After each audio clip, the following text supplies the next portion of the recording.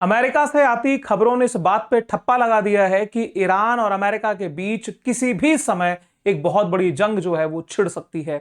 यहां पर खामेनेई और ट्रंप के जो इमोशन टकरा रहे हैं और स्पेशली सुप्रीम कोर्ट जो कि यूएस ने एक डिसीजन दे दिया टैरिफ के अगेंस्ट में, उसके बाद जो तिलमिलाहट है अमेरिका के राष्ट्रपति डोनाल्ड ट्रंप की, उसको वो कहीं ना कहीं तो एग्जॉस्ट करेंगे। और जिस हिसाब से बीते 6 घंटे के अंदर अमेरिकी सेना ने जो तैयारियां की हैं, उसने इस बात को बहुत ज्यादा बल दे दिया है कि अब ये एक बात जो है वो साधारण रूप में रह के तो खत्म नहीं होगी।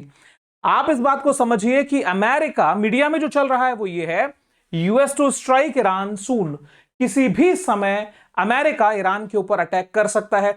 अब बात अमेरिका की अटैक की जो हो रही है, आपको इस बात का पीछे का बैकग्राउंड अच्छे से पता है कि यहां पर शर्तें लगाई गई है कि ईरान को कुछ बातें माननी होगी। यदि वो मान लेता है, डील कर लेता है तो ठीक है, नहीं करता है तो फिर भुगतना पड़ेगा।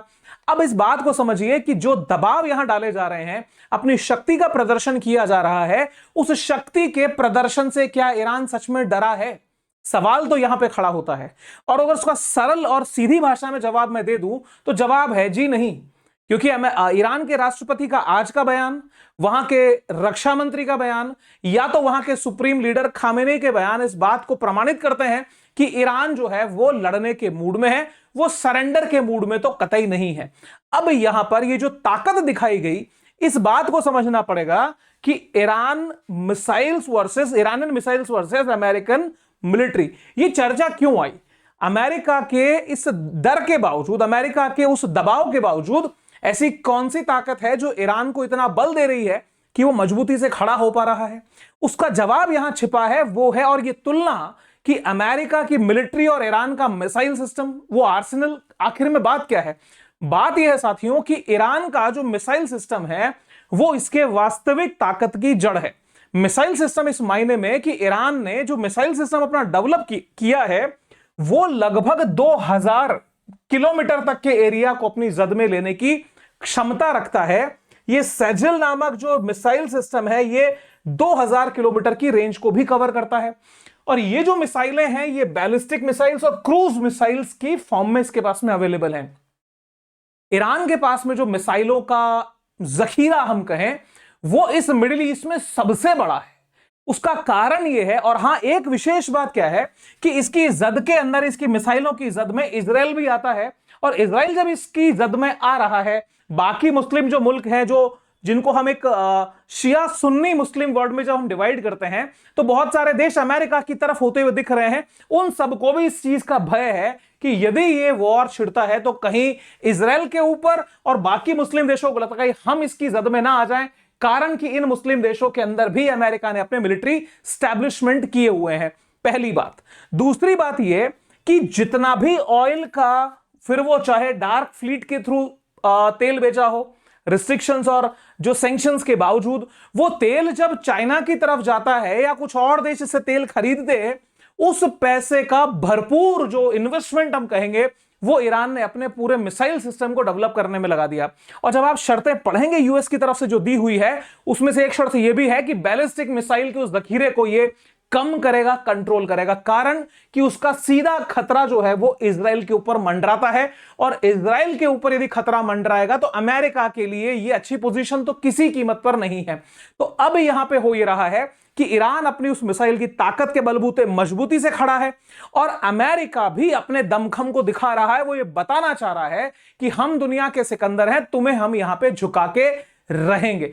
अब इस जगह पे आप एक बात सोचिए कि यूएसएस अब्राहम लिंकन जैसा बड़ा समुद्री जहाज, जो एक परमाणु हथियारों को ले जाने की क्षमता रखता है, उसी प्रकार के और भी बहुत सारे नेवल जो फ्लीट्स हैं वो मिडिल ईस्ट को घेर चुके हैं।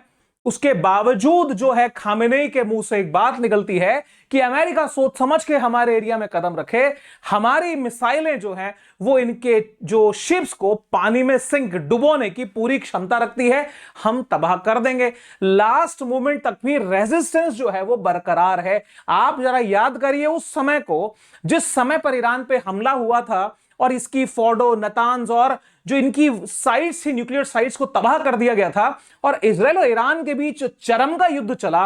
मोसाद के हेडक्वार्टर तक ही अगर अप्रोच अपने मिसाइलों से बना सकता है, जो आयरन डोम को मतलब मिसफ्लीट कर सकता है, तो आप इस बात को तो कम से कम स्वीकारना पड़ेगा कि ईरान की मिसाइल जो ताकत है वो बड़ी मजबूत है। इसीलिए वो चैलेंज ले रहा है और आंख से आंख मिला करके यहां पे बात कर रहा है।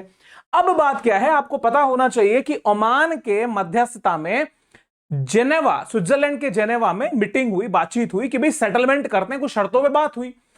मीटिंग के पहले डोनाल्ड ट्रंप ने खामेनेई यानी ईरान के सामने शर्तें रख दी और उसको कहा कि ये हमारी रेड लाइन है, यहां तक आपको स्वीकार करना पड़ेगा। जेडी वेंस अमेरिका के उपराष्ट्रपति उसके बाद में कहते हैं Iran has not agreed to all Trump's red lines, हमारी सारी शर्तों को माना नहीं है। सारी शर्तों को नहीं मानने का मतलब यह है कि अब जो है वो हम इसके अगेंस्ट में निर्णय निश्चित रूप से करेंगे। तो ट्रंप जो है वो अभी बौखलाए हट के उस चरम पे हैं, क्योंकि अपने ही फील्ड के अंदर सेल्फ गोल करके जब ये बैठे हैं तो कहीं तो नाक बचाने के लिए, अपनी स्थिति को ऊंचा दिखाने के लिए ये एक्शन लेंगे। अब एक्शन ईरान की तरफ हो सकता है। अब बात समझिए, यहां पे जो इनके बीच का बवाल है और जो मैं बोलने वाला हूं, बड़ी जिम्मेदारी से एक बहुत गहरा फैक्ट मैं आपके सामने रखूंगा और भविष्य में आप उसको होता हुआ भी देखेंगे। बात को सुनिएगा, समझिएगा, आपके विचार जो हो कमेंट में जरूर बताइएगा। दबाव जो दिया जा रहा है वो ये कि ईरान को न्यूक्लियर वेपन नहीं बनाना है। दूसरी चीज, जो एनरिच यूरेनियम है उसको खत्म करना पड़ेगा। तीसरी बात, बैलिस्टिक मिसाइल्स के जखीरे को कम करना पड़ेगा। तीन चीजें। अब शर्त ये रखते हैं कि आप ये मानो, डील करो तो ठीक है, अदरवाइज हम क्या करेंगे, हम यहां पे रिजीम चेंज कर देंगे। अब मैं अगर आपसे बात कहूं कि अमेरिका दिल से ये चाहता ही नहीं है, ट्रंप एडमिनिस्ट्रेशन ये चाहता ही नहीं है कि ईरान इसकी शर्तों को माने, क्योंकि यदि शर्तें मान लेगा तो अमेरिका का जो वास्तविक गोल है रिजीम चेंज, वो पूरा नहीं हो पाएगा। अमेरिका हर हाल में यहां पे रजा पहलवी को फिर से लाना चाहता है, क्योंकि एक तो दुश्मन सरकार जो है जिससे विचार मेल नहीं खाते, वो नेगोशिएशन करके ऑन टेबल बैठ के आंख में आंख मिला के कुछ चीजों पे हाना करके काम करे। एक अपना ही आदमी बैठा हो, सोचो वो काम करे, तो जेब भरना किससे आसान है, इससे आसान है। इसलिए सच बात यह है कि अमेरिका खुद नहीं चाहता कि यहां की सत्ता जो है वो समर्पण करे, ये फाइट चाहता है, फाइट करके ये सत्ता का परिवर्तन चाहता है। इसीलिए यहां पे इसने आग लगाई, सुगबुगाहट हुई, जो यहां पे जो एक सेट हुई सारे माहौल के अंदर, अमेरिका ने भी योगदान दिया। इस बात से नकारा नहीं जा सकता कि वहां की आम जनता अपने हक के लिए उतरी, लेकिन जब हक के लिए उतरी, उस बात को ह्यूमन राइट्स के हवाले से दुनिया में उछाल करके रख दिया और खुद को मानवाधिकार का मसीहा बताने वाला अमेरिका कूद गया। कारण, इसको यहां पे रिजीम चेंज करना है, क्योंकि वही 50 के दशक का मोहम्मद मौसिद्दीक की सत्ता को गिरा के पेट्रोलियम को अपने कंट्रोल में किया था, क्योंकि मोहम्मद मौसिद्दीक वहां पे नेशनलाइजेशन करना चाह रहे थे पेट्रोलियम का। ये ब्रिटिश पेट्रोलियम यानी बीपी को और अमेरिका की कंपनियों को बर्दाश्त नहीं हुआ, सत्ता वहां भी गिराई थी। इसके पिताजी कौन, शाह रजा पहलवी को लेके आए थे, अब ये प्रिंस रजा पहलवी को लाना चाहते हैं। तो ये बड़ी ही स्पष्ट सी बात यहां पे है।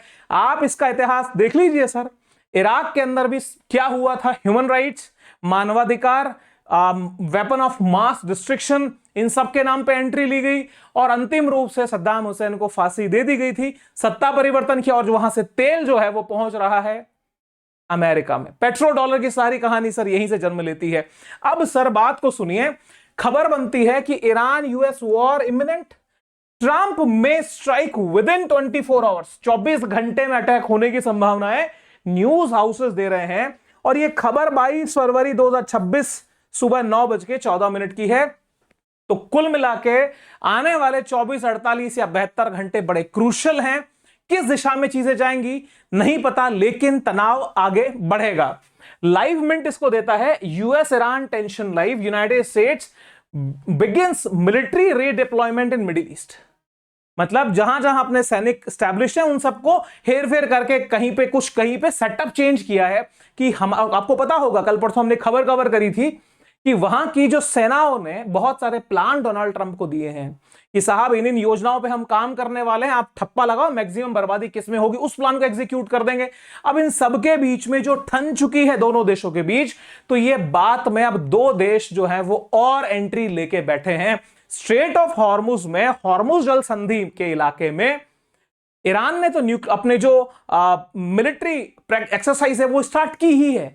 ताकत ये दिखा ही रहा है। और इसी के साथ साथ में इसी हॉर्मुज के इलाके में जो दुनिया का 20% ऑयल ट्रेड को टैकल करता है, कंट्रोल करता है, यहां पे दो देश और एंट्री ले गए, वो है रशिया और चाइना। यानी ईरान, रशिया और चाइना तीनों देशों की सेनाएं मिलकर इस क्षेत्र में युद्धाभ्यास कर रही हैं। यह एक युद्धाभ्यास, एनुअल युद्धाभ्यास है, पहले भी होता रहा है। 2021 में हिंदुस्तान की सेनाओं ने भी इसमें भाग लिया है। अब जब ये तीन देश यहां पे एक जगह इकट्ठा बैठे हैं तो इंडियन मीडिया इसको कवर इस ढंग से कर रहा है, न्यूज 18, ट्रंप को खामेनेई का बड़ा झटका, चीन, रूस और ईरान आए एक साथ। अब यहां पे ट्रंप को क्या फेस करना पड़ सकता है, सोच के देखिए।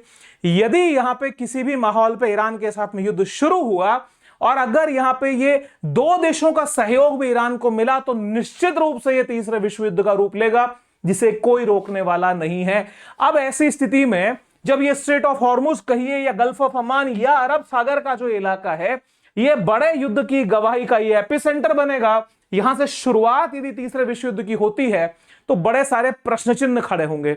उस प्रश्न के ऊपर वीडियो के अंत में पहुंचेंगे। एक एंगल और समझिए, यहां पे बात आती है मादुरो की। निकोलस मादुरो जो वेनेजुएला के पूर्व राष्ट्रपति, इनको ये उठा करके ले गए अमेरिका वाले, अपने कोर्ट में ले जाके खड़ा कर दिया, जेल में बंद कर दिया।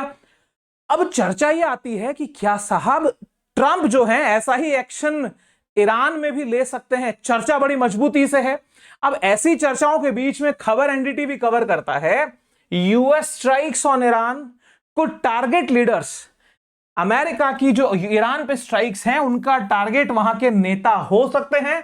सीक रिजीम चेंज, प्रमाणित करिए उस बात को फिर से जो मैंने आपसे कही थी कि इसका टारगेट है किसी भी स्थिति में ईरान में सत्ता परिवर्तन हो, क्योंकि सत्ता परिवर्तन कुछ ऐसा है कि समस्या का जड़मूल से नाश कर दिया जाएगा। वहां की जनता को आभास यह कराया जा रहा है कि भैया आपके अधिकारों के हम रक्षक हैं, आपको स्वतंत्रता सब कुछ मिलेगी, फ्रीडम मिलेगी लाइफ के लिए, और ये सत्ता तुम्हारी बेकार है। कुल मिला के वहां की आम जनता में जिसमें यह आभास ये वो कर रहे हैं कि हमें कुछ बेहतर मिलेगा, उस बेहतरी के चक्कर में यहां की सत्ता के जो है वो परकच्छे उड़ सकते हैं किसी भी समय, क्योंकि यूएस की स्ट्राइक का टारगेट वहां के नेता होंगे। अब यहां पे ये प्रमाणित है कि रिजीम चेंज करना इसका टारगेट है। अब रिजीम चेंज करने के टारगेट में कुछ देश जो आफत बन के खड़े हुए वो आपके सामने है, क्योंकि ट्रंप के लिए मुश्किल होगा रशिया को, चाइना को फेस करना, और यह स्थिति एक प्रश्न चिन्ह भारत के लिए भी खड़ा कर देगी। कारण यह है कि दुनिया के अंदर ये 4-5 देशों के लीडर्स आप देख रहे हैं, ये उस पश्चिमी व्यवस्था के खिलाफ मजबूती से खड़ा होकर फाइट कर रहे हैं। अब ऐसी स्थिति में प्रश्न यह आएगा कि भारत किस दिशा में जाएगा, क्योंकि भारत के लिए द्वंद्व की स्थिति बनेगी। द्वंद्व की स्थिति इसलिए बनेगी कि यदि भारत पूरी तरह से अमेरिका का पक्ष लेके खड़ा होता है तो भारत के सामने रशिया एक बहुत बड़ा फैक्टर रहेगा, जो भारत को फ्यूचर में इसके नुकसान भोगने पड़ सकते हैं, क्योंकि एक मजबूत दोस्ती की नींव हिलेगी। यदि भारत ईरान के साथ में खड़ा होता है, ईरान के पक्ष में बोलता है, तो यहां पे समस्या यह होगी कि इजराइल के साथ में और यूएस के साथ में तनाव अपने चरम पे चले जाएंगे। तो अब ऐसी स्थिति में भारत के लिए संकट थोड़ा ज्यादा है। आपको पता होना चाहिए कि पीएम मोदी 8 साल बाद फिर से अपने इस बीते सारे कार्यकाल की तीसरी इजराइल की विजिट पे जा रहे हैं। वहां की पार्लियामेंट को वो संबोधित करने वाले हैं। भारत और इजराइल के संबंध काफी मजबूत स्थिति में है। दो बहुत बेहतरीन देश है, फिर वो चाहे एग्रीकल्चर सेक्टर हो, वो फिर चाहे टेक सेक्टर हो, या तो आप कहिए जो मिलिट्री वाला, जो अपने वेपन वाला सेक्टर है, उस इंडस्ट्री में भी तीनों बहुत हेल्प, दोनों देश साथ साथ चल रहे हैं। और बहुत सारे जियोपॉलिटिकल इश्यूज पे ईरान भारत माफ कीजिएगा इजराइल भारत के साथ में मजबूती से खड़ा रहा है। तो जब बेंजामिन नेतन्याहू के साथ में वहां बातचीत होने वाली है और इसके ईरान की बैलिस्टिक मिसाइल की जद में आने की जो है वो एरिया जो कवर करता है वो इजराइल का भी आता है, तो ऐसी स्थिति में भारत के लिए एक एक कदम बहुत सोच समझ के रखने वाला होगा। लेकिन मेरी जो समझ अभी तक की कह रही है, जो बीते 3 महीने के या स्पेशली बीते 20 दिन स्पेशली आप फोकस करेंगे और भारत का जो टर्न अराउंड आप देखेंगे, तो ये चीज समझ में आएगी कि भारत कहीं ना कहीं इजराइल और अमेरिका के खेमे में खड़ा होता हुआ दिख रहा है। आगे क्या होगा, किस दिशा में चीजें जाएंगी, आपके साथ में डिस्कस करेंगे। आपके विचार क्या हैं कमेंट बॉक्स में जरूर से लिखिएगा, क्योंकि चर्चाएं सार्थक होती हैं तो उसके परिणाम भी सार्थक निकलते हैं। तो ऐसे ही कंटेंट के लिए अगर पसंद आ रहा है जरूर सब्सक्राइब करें, वीडियो को हाइप करें और एक अच्छा सा कमेंट आपके आशीर्वाद स्वरूप देके जाइएगा। Wish you very happy learning, see you soon, जय हिंद, बाय बाय।